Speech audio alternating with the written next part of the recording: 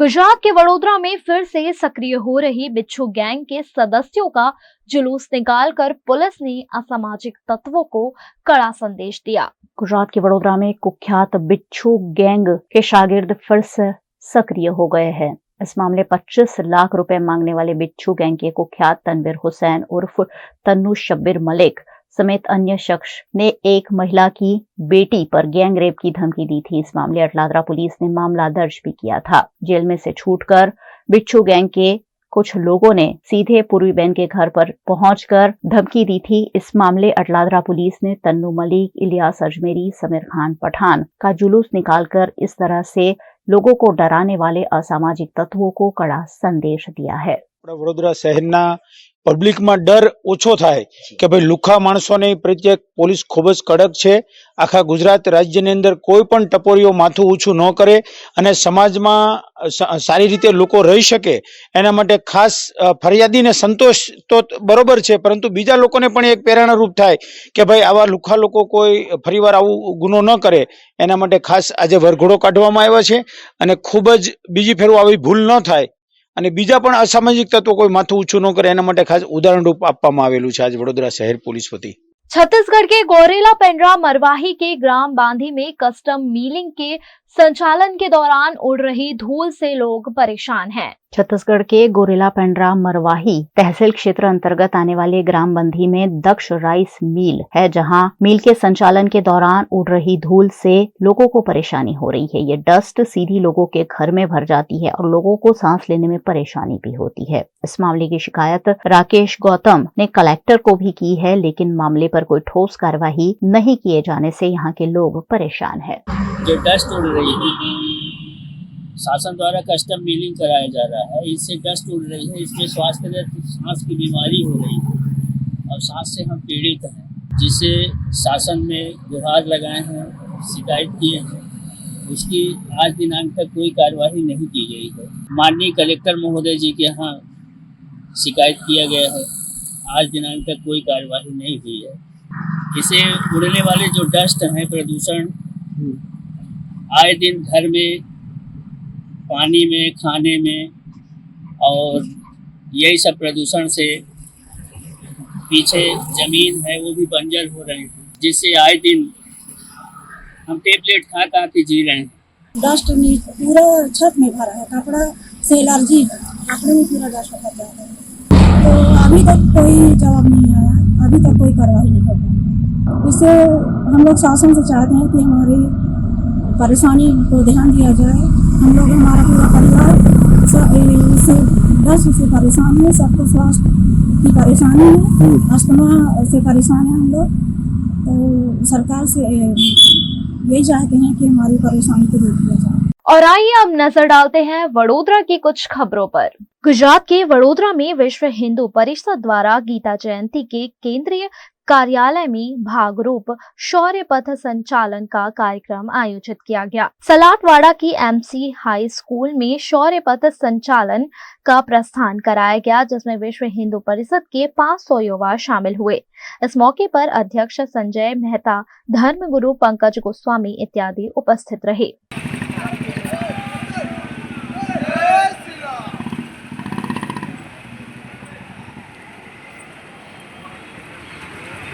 आज रोज बजरंग दल द्वारा विश्व हिंदू परिषद बरोड़ा महानगर द्वारा शौर्य पथ संचालन નું આયોજન રાખેલ છે।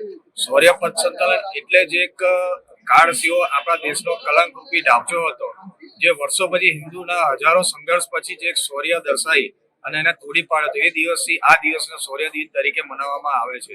આ વર્ષે બજરંગ દળ દ્વારા શૌર્ય દિનને આખા દેશની અંદર एक शौर्य पथ संचालन तरीके उजवવામાં આવે છે। તે સંદર્ભમાં आज रोज महानगर खाते बजरंग दल द्वारा पथ संचालन નું आयोजन राखेल છે। गुजरात के पानीगेट में पूर्व सूचना के आधार पर किशनवाड़ी इलाके में खेले जा रहे जुए पर पुलिस ने कार्रवाई करते हुए 10 आरोपियों को पकड़ा है। इन आरोपियों के पास से 67,350 रुपए का मुद्दा माल भी जब्त किया गया है।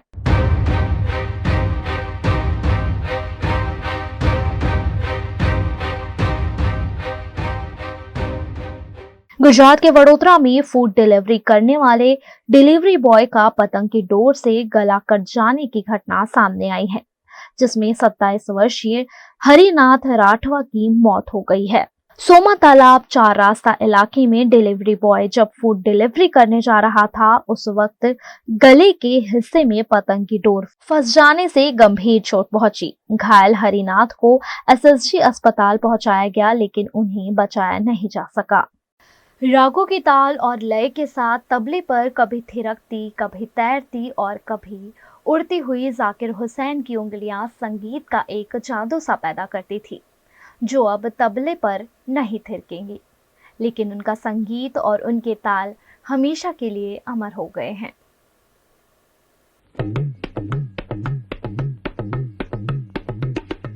धधक धधक धधक धधक धधक।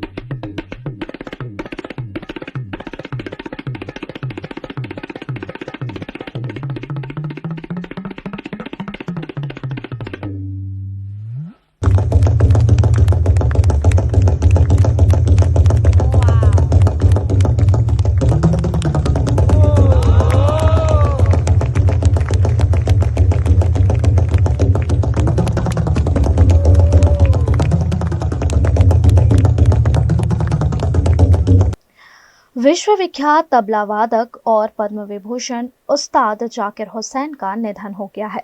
सोमवार सुबह उनके परिवार ने इसकी पुष्टि की। परिवार के मुताबिक हुसैन इडियोपैथिक पल्मोनरी फाइब्रोसिस से पीड़ित थे। परिवार ने बताया कि वे पिछले 2 हफ्ते से सैन फ्रांसिस्को के अस्पताल में भर्ती थे। हालात ज्यादा बिगड़ने पर उन्हें आईसीयू में एडमिट किया गया था। वहीं उन्होंने आखिरी सांस ली। जाकिर हुसैन का जन्म 9 मार्च 1951 को मुंबई में हुआ था। उस्ताद जाकिर हुसैन को 1988 में पद्मश्री, 2002 में पद्म भूषण और 2023 में पद्म विभूषण से नवाजा गया था। उनके पिता का नाम उस्ताद अल्लाह रखा कुरैशी और मां का नाम बावी बेगम था। जाकिर के पिता अल्लाह रखा भी तबला वादक थे। जाकिर हुसैन की प्रारंभिक शिक्षा मुंबई के माहिम स्थित सेंट माइकल स्कूल में हुई थी। उन्होंने ग्रेजुएशन मुंबई के ही सेंट जेवियर्स कॉलेज से किया था। हुसैन ने सिर्फ 11 साल की उम्र में अमेरिका में पहला कॉन्सर्ट किया था। 1973 में उन्होंने अपना पहला album living in the material world launch किया था। हुसैन को 2009 में पहला ग्रैमी अवार्ड मिला। 2024 में उन्होंने 3 अलग अलग एल्बम के लिए 3 ग्रैमी जीते। इस प्रकार जाकिर हुसैन ने कुल 4 ग्रैमी अवार्ड अपने नाम किए।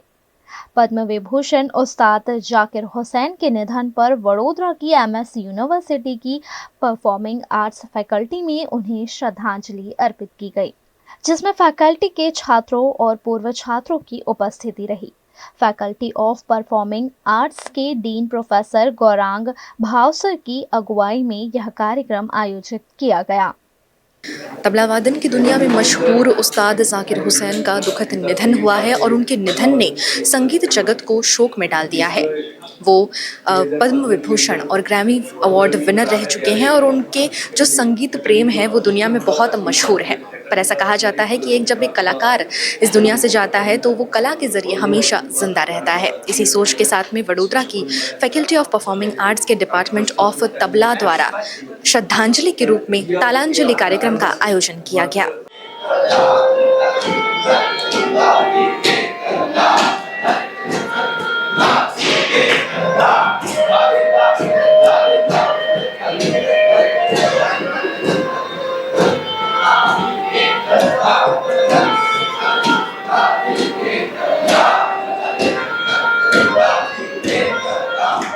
यहाँ पर वर्तमान छात्रों के साथ में पूर्व छात्र भी मौजूद हैं और कई संख्या में यहाँ पर जो विद्यार्थी हैं वो यहाँ पर मौजूद हैं जिन्होंने तालांजलि के द्वारा श्रद्धांजलि दी गई है। तो हम उनमें से एक छात्रा के साथ जुड़ेंगे आज जो तालांजलि दी गई इसके बारे में। हमने कभी ऐसा सोचा नहीं था कि हमको ये दिन भी देखना पड़ेगा। ये हमारे लिए बहुत दुख की बात है कि हमारे बीच में से हमारे एक भगवान जो कि अब हमारे बीच नहीं रहे, बट ये हमारे दिल में हमेशा रहेंगे और इनका जो तबला वादन था वो हमारे दिल में हमेशा रहेगा। सर, आज के इस मौके पर उस्ताद जाकिर हुसैन जी के लिए आप क्या कहना चाहेंगे? उस्ताद जी तबला के एक महान गुरु और तबला क्षेत्र के भगवान कहे जाने एक व्यक्ति थे। ये महान आत्मा को फैकल्टी ऑफ परफॉर्मिंग आर्ट्स के विद्यार्थियों, शिक्षकों और हमारे भूतपूर्व विद्यार्थियों द्वारा तालांजलि के रूप में श्रद्धांजलि अर्पित की गई है। फैकल्टी के साथ उनका गहरा नाता रहा है। बड़ौदा में यहाँ फैकल्टी में भी परफॉर्म कर चुके हैं और बड़ौदा में 2015 में आए थे, तब हमारे विद्यार्थियों के और शिक्षकों के साथ उनकी बहुत छोटी सी एक मुलाकात हुई थी और उन्होंने कहा था कि रियाज ही हमारा कर्म है, रियाज करना, यही प्रेरणा उन्होंने हमें दी है और उनका संपूर्ण जीवन वो प्रेरणामय है किसी भी संगीतकार के लिए। उन्होंने तबला को विश्व फलक पर स्थान दिया। ऐसे महान तबला के गुरु के पंजाब घराने के हमारे महान गुरु को हम फैकल्टी की ओर से श्रद्धा सुमन अर्पित करते हैं।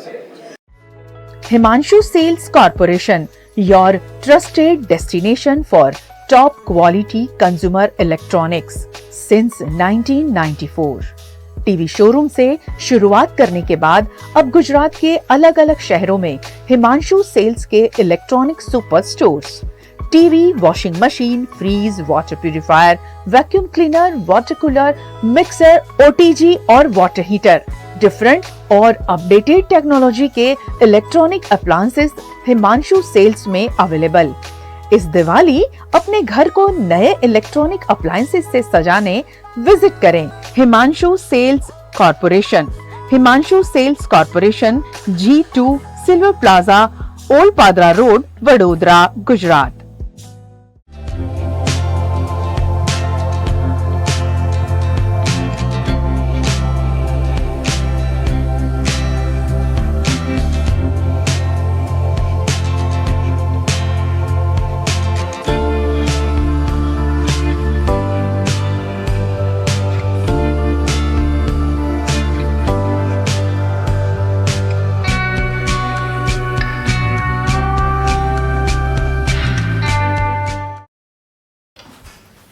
ठीक से साफ करो, ऊपर ऊपर से नहीं। VLDC मतलब बोरिंग लुकिंग, इसको साफ करके क्या फायदा? इतनी बेइज्जती। Switch to RR signature designer BLDC fans, जो बोरिंग लुकिंग नहीं, वेरी स्टाइलिश लुकिंग है। RR सिग्नेचर फैंस, आपके काम की बात। Every new year we take a New Year resolution. New Year resolution का मतलब होता है upgrading your life, which means upgrading your lifestyle and upgrading your living space. And that is why the best choice is Trilogy by Courtyard.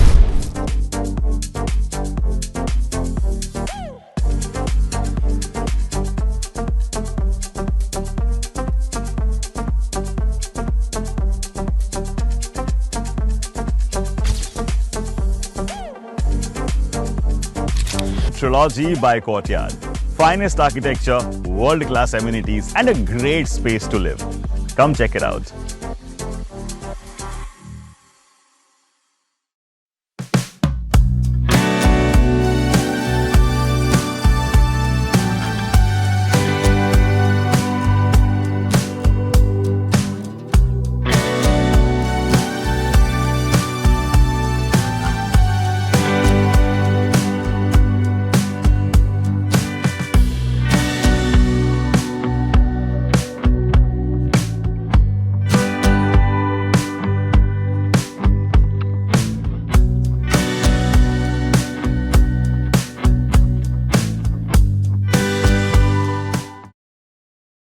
Vadodara में United way of Baroda द्वारा आज NGO conclave 2024 का भव्य आयोजन किया गया।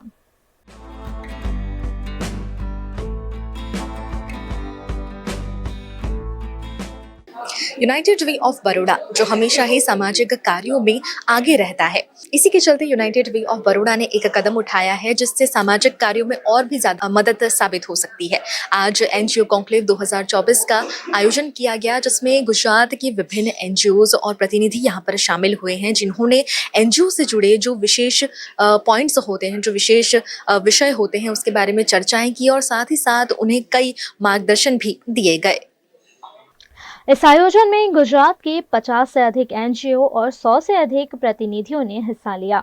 इस कार्यक्रम का मुख्य उद्देश्य एनजीओ के बीच ज्ञान साझा करना और महत्वपूर्ण विषयों पर चर्चा का मंचन करना है।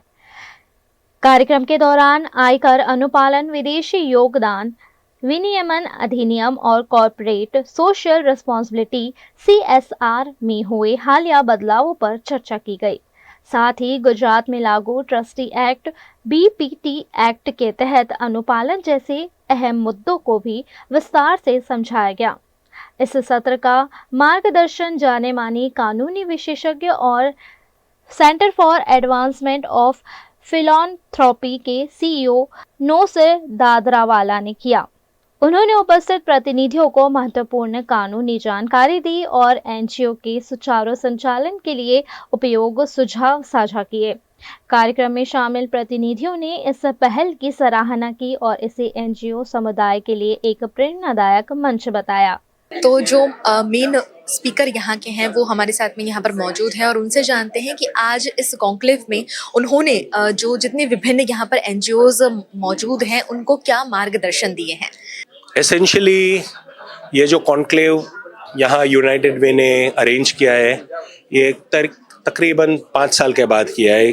पिछला मैंने यहाँ पे 2019 में किया था, वो सिर्फ यूनाइटेड वे के ही पार्टनर्स थे। अभी ये ओपन कर दिया है बहुत सारे एनजीओज। मैंने सुना है कि दिल्ली से भी लोग आए, बम्बई से आए हैं, अहमदाबाद से तो डेफिनेटली आए, राजकोट से आए और ऑफ कोर्स गुजरात में बड़ौदा के काफ़ी एनजीओज है। और जो मार्गदर्शन दिया है लार्जली कंप्लायंस रिलेटेड है, क्योंकि अभी जो एनजीओज जो है, जो वेलफेयर संस्थाएं हैं, डेवलपमेंट संस्थाएं, उन पे कंप्लायंस का लोड बहुत ही बढ़ गया है। स्टेट लेवल पे देयर आर कंप्लायंस रिक्वायरमेंट्स जो है चैरिटी कमिश्नर के साथ होती है। अगर सेक्शन 8 कंपनी है तो आरओसी के साथ। इनकम टैक्स में बहुत सारी कंप्लायंसेस है, जैसे कि टैक्स एग्जम्पशन के लिए एटीजी टैक्स डिडक्शन में, तो एफसीआरए में तो बहुत सारे कंप्लायंसेस है। और मैंने सीएसआर को भी कवर किया है जो एसेंशियली कंपनीज के लिए है। बहुत सारी एनजीओज सीएसआर इम्प्लीमेंटिंग एजेंसीज बन गई है, तो उनको भी बहुत चीज़ों का कंप्लायंस करना पड़ता है। तो पूरे दिन में जो इंफॉर्मेशन दे रहा हूँ एनजीओज को, वो कंप्लायंस रिलेटेड है कि ये आपको कानून के दायरे में रहना है, जिससे आपकी क्रेडिबिलिटी भी बढ़ेगी और आप कानून के साथ साथ चलोगे तो आपकी संस्था के लिए अच्छा रहेगा। तो ये मुद्दा रहा है पूरे दिन के लिए। यहाँ पर कई सारी संस्थाएं भी जुड़ी हैं और कई सारे सवाल भी उन्होंने बीच बीच में आपसे पूछे हैं। तो ऐसे कौन से कॉमन क्वेश्चंस हैं जो ज़्यादातर लोगों ने पूछे हैं, जिसके बारे में लोगों को जागरूक होना बहुत ज़रूरी है? काफ़ी चीज़ें इनकम टैक्स में थी कि अभी हम लोग सब ग्रांटिंग कर सकते हैं, तो उसमें क्या रिफक्रेशन है, तो वो इनकम टैक्स में वो चीज़। सीएसआर में ये काफ़ी लोगों को आज सुन के बिल्कुल असंभव लगा कि एटीजी का भी बेनिफिट मिल सकता है सीएसआर के अंदर। तो मैंने बताया कि अभी ट्रिब्यूनल के काफ़ी जजमेंट आ चुके हैं। अब हमारे साथ में यहाँ पर मौजूद हैं यूनाइटेड वे ऑफ बड़ौदा की एग्जीक्यूटिव डायरेक्टर नीलम आचार्य जी। उनसे जानते हैं कि आज किन मुद्दों पर मार्गदर्शन दिया गया है विभिन्न एनजीओज को। आज यूनाइटेड वे ने, आपको पता ही है, एक नेटवर्क ऑर्गेनाइजेशन है जो काफ़ी संस्थाओं को फंड के लिए, अवेयरनेस जनरेशन के लिए, मेंटरिंग के लिए मदद करती है कितने सालों से। बट कई टाइम से हमारे पास एक इशू आ रहा था कि कई सारे फाइनेंशियल लॉस चेंज हो रहे हैं, अपडेट्स नए नए आ रहे हैं, सीएसआर कंप्लायंसेस है, इनकम टैक्स है, एफसीआरए है, ये सब जो एनजीओ को डॉक्यूमेंटेशन फाइनेंशियल रिलेटेड मेंटेन करना पड़ता है, तो उसके रिलेटेड कोई जागृति जैसा कुछ उनको प्रोग्राम चाहिए था। तो फिर हमने सोचा कि इसके लिए बेस्ट एक्सपर्ट को बुला के हमारी जितनी भी एनजीओ है, साथ में हमने इस बार इंडिया लेवल से रजिस्ट्रेशन एक्सेप्ट किया कि भाई जिसको भी जुड़ना है, कि ये एक अवेयरनेस है कि भाई जिसको जो अपडेट्स चाहिए, तो उसके लिए हमने एक पूरा कॉन्क्लेव का आयोजन किया, जिसमें हमने mister Naushir Dadrawala, is a CEO of centre for advancement philanthropy, जो मुंबई से आए हैं, और काफ़ी सारी गवर्नमेंट और नॉन गवर्नमेंट ऑर्गेनाइजेशन के साथ एक लीगल बॉडी की तरह, एक ट्रस्टी की तरह जुड़े हुए हैं, जिनका फाइनेंशियल नॉलेज बहुत ही अच्छा है। तो उनको हमने बुलाया है ताकि सारे एनजीओज को, अभी नेक्स्ट फाइनेंशियल क्वार्टर आएगा जिसमें सभी को अपने accounts, balance sheet clear out करने होंगे, तो उसके रिलेटेड जो भी क्वेरी से डायरेक्टली वो एक्सपर्ट से पूछ सके। सो एक प्लेटफॉर्म दिया है ताकि वो लर्न करे, शेयर करे अपने क्वेरीज जो भी हैं, उनको एक फाइनेंस से रिलेटेड सॉर्ट आउट हो सके। तो जैसा हमने कहा कि यहाँ पर कई एनजीओज भी यहाँ पर शामिल हुई हैं, तो उन्हीं में से एक जो हमारे साथ में मौजूद हैं, उनसे हम जानते हैं कि उनका क्या फीडबैक है इस कॉन्क्लेव को लेकर। मैं एडमिनिस्ट्रेटर हूँ अर्पण चैरिटेबल ट्रस्ट में। जो संस्था 32 साल से मनोदिव्यांग बच्चे इंडिविजुअल्स जो बोलते हैं उनकी सर्विस में कार्यरत रही है। ये एनजीओ कॉन्क्लेव जो यूनाइटेड वे ऑफ बड़ौदा ने ऑर्गेनाइज़ किया है, मुझे लगता है बहुत ही ज़रूरी था। इसकी मैं काफ़ी टाइम से इस तरह के वर्कशॉप का इंतज़ार कर रही थी, क्योंकि इसमें एज एनजीओ रिप्रेजेंटेटिव्स इतना हम सुनते हैं about CSR activities and CSR funding, और जब हम कंपनीज़ को अप्रोच करते हैं तो हमारे लिए ये फ़ंड यूटिलाइजेशन कैसे करना एंड हमारी आंसरेबिलिटी की लिमिट क्या होती है और हमें किन किन तरह से प्रोजेक्ट प्रपोजल्स बनाने हैं, इसमें मिस्टर दादरावाला ने बहुत ही क्लैरिटी दी। और मुझे लगता है कि हम अगर वेल इक्विप्ड हो गए इस तरह के इंफॉर्मेशन के साथ, तो हमारे डोनर्स को, हमारे CSR पार्टनर्स को हम और अच्छी तरह से अप्रोच कर सकेंगे। वही फंड्स का यूटिलाइजेशन भी बेहतर तरीके से हो पाएगा, क्योंकि ये सब जानना सिर्फ अकाउंटेंट्स के लिए ही ज़रूरी नहीं था। हम क्योंकि ग्राउंड वर्क करते हैं, तो ये फ़ंड का यूटिलाइजेशन किस तरह से हम बेहतरीन तरीके से कर सकते हैं और हमारी आंसरेबिलिटी और कंप्लायंस की क्या ज़रूरत होती है, ये सब जानना हमारे लिए बहुत ज़रूरी था। गुजरात के वडोदरा में पुष्पा 2 फिल्म जैसा मामला उजागर हुआ है।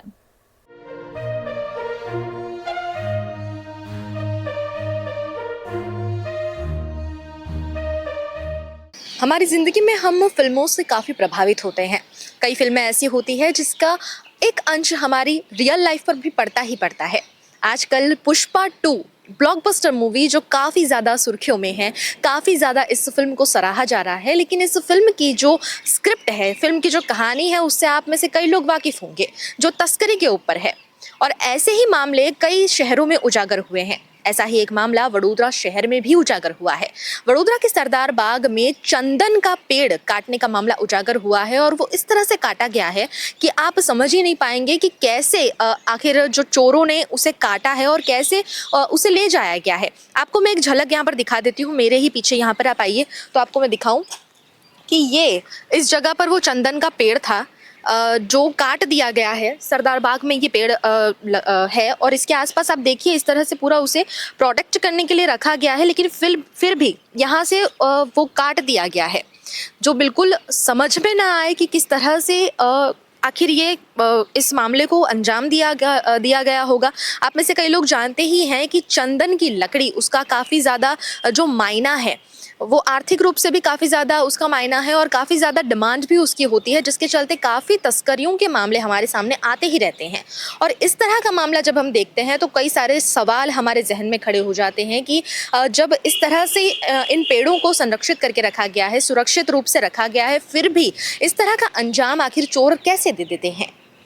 इस वक्त जहां मैं खड़ी हूं चंदन के पेड़ के नीचे। आप में से कई लोग जानते हैं कि चंदन के पेड़ की कितनी अहमियत है और वो कितनी जगहों पर इस्तेमाल किया जाता है।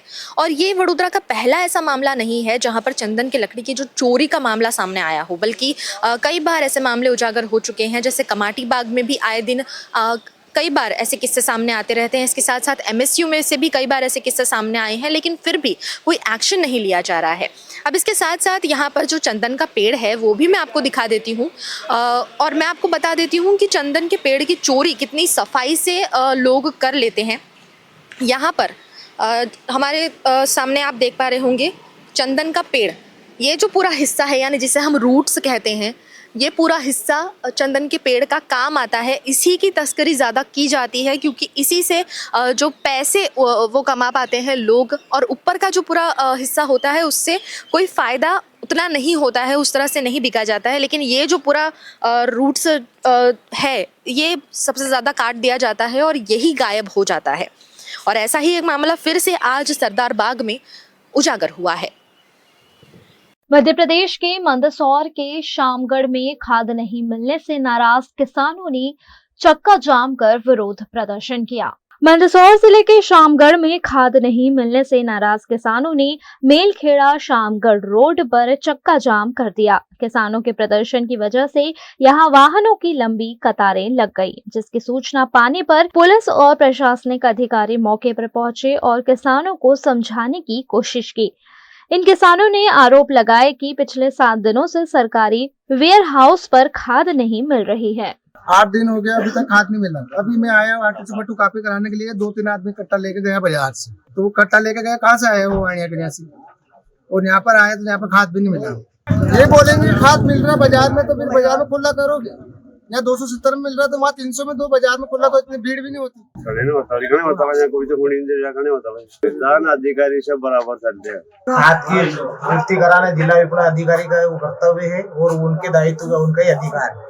ठीक, उनने प्रोग्राम दे रखा है, पर पिछले 4-5 दिन से माल नहीं आ पा रहा है, और अभी कोई किसी भी कंपनी की रेक नहीं लगी। दलोदा में इस्लाम में आज रेक लगी है, तो कल तक माल आएगा तो कल वितरण किया जाएगा।